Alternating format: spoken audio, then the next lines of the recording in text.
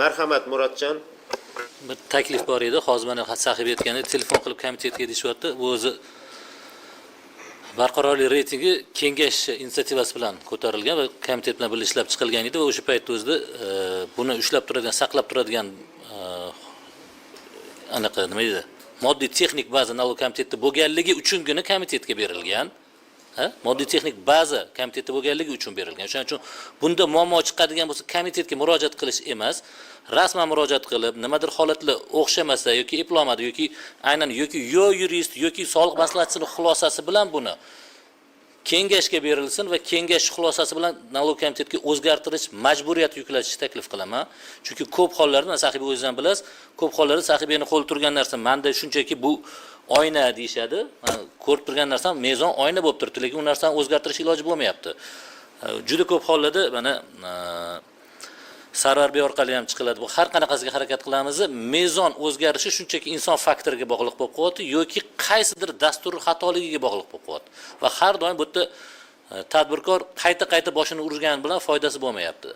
Ras bu narsa kengash tomonidan inisiativa bilan ko'tarilgan bo'lsa, bu bo'yicha yakuniy xulosani налог komiteti emas, shunchaki ba'zan moddiy texnik ba'zan saqlovchi xolos.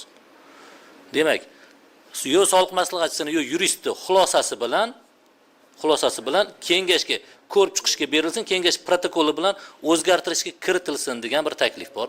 Aks holda nimani? Bu holat men o'zi praktikada ko'rdim, juda ham ko'p. Oddiy mana avtokameraldagi xatolik tufayli anaqa past holatda keyin bal tushib ketib qoladi.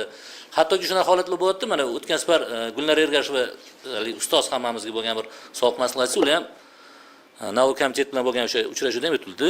Avtokameraldagi xatoga inspektor telefon qiladi. Sizlar rashyotni falon grafani bu yoqqa qo'ysanglar, avtokameral to'g'ri ko'rsatishni boshlaydi deydi. Vaholanki rashyotni unaqasiga o'zgartirish aslida noto'g'ri narsalar bor-da. O'sha holat bo'lganiga endi soliqchi buni avtokameraldagi holatni o'zgartira olmayapti.